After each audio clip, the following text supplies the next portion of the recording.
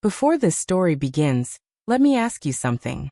Have you ever returned to a place that once felt like home, only to realize that everything familiar suddenly feels different? Have you ever stood in a quiet room, surrounded by memories, and felt both comforted and completely lost at the same time? If you enjoy deep, emotional, real-life, inspired stories about love, loss, family, and second chances, then this channel is for you. So before we begin, take a moment to subscribe to the channel, turn on the notification bell, and if this story touches your heart at any point, like the video and leave a comment. Your support helps these stories reach more people who need them. Now take a deep breath, because this story isn't fast. It isn't loud. It unfolds slowly, just like real life. Emily Carter arrived from Boston on a gray afternoon, the sky hanging low and heavy as if it, too, was grieving. She had come for one reason and one reason only: the funeral. She told herself it would be simple. She would help her father with the arrangements, sort through whatever needed sorting, offer polite words to neighbors who still remembered her as a teenager, and then return to her life. That was what responsible adults did. They showed up. They helped. And then they moved forward. But the moment Emily stepped inside the house, standing in the narrow hallway with her coat still draped over her arm, she felt something inside her shift. The house smelled the same: old wood, faint lavender, a trace of coffee, but it felt different. Quieter. Hollow. Her father, Daniel Carter, stood near the staircase, his shoulders slightly slumped, as if the weight of the house pressed down on him. He looked smaller than she remembered. Not weak. Just worn. His eyes were red-rimmed. Not from crying alone, but from exhaustion. The kind that comes when grief refuses to let you rest. His hands hovered awkwardly near his pockets, as if he no longer knew where they belonged. When he saw her, he smiled. It was careful. Controlled. A smile that didn't quite reach his eyes.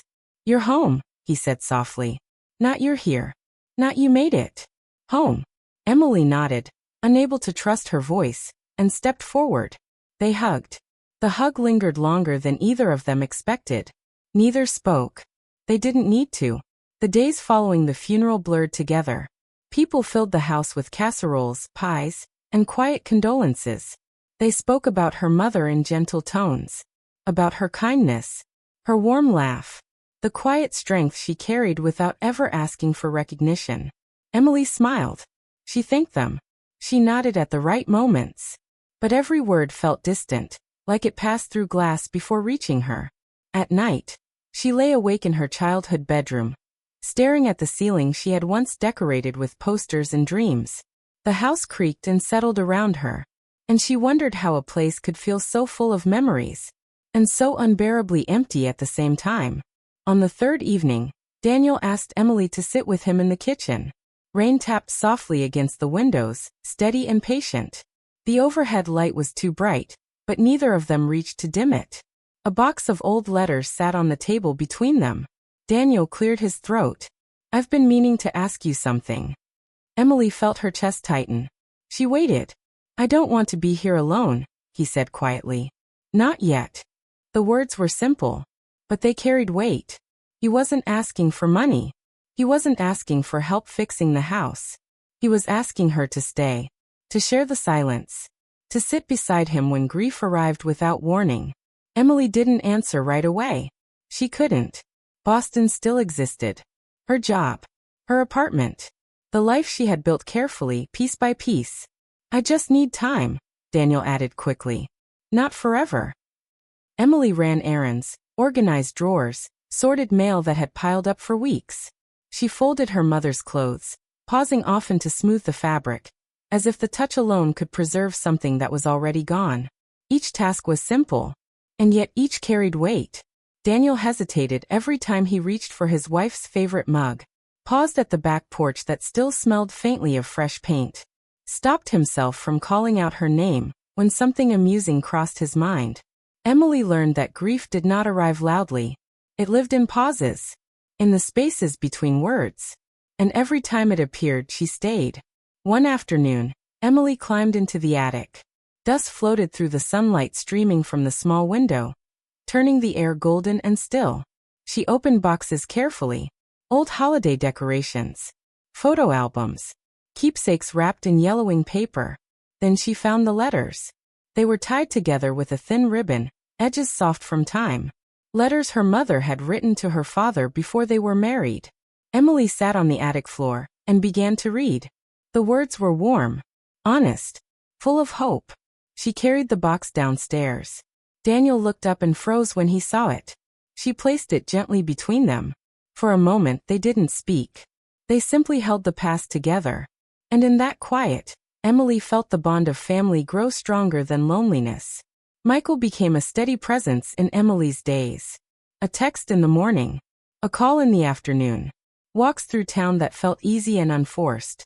He never rushed her, never asked questions she wasn't ready to answer. He listened, truly listened. He spoke of his own heartbreak, a broken engagement that had sent him back home with more doubts than plans. Two people carrying grief in different forms, walking side by side. Evenings were harder.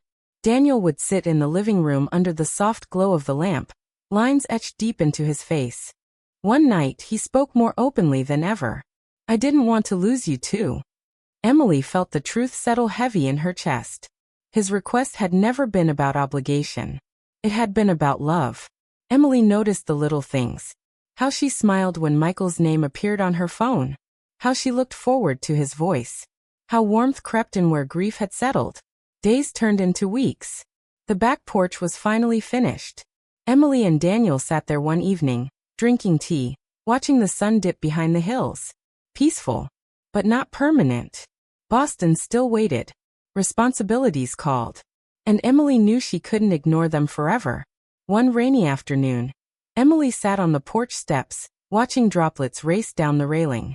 Michael arrived, umbrella in hand. They sat together in silence. Then he reached for her hand. Not too close. Not too intimate. Just enough. And Emily realized something. Staying wasn't about giving up her life. It was about choosing how to live it.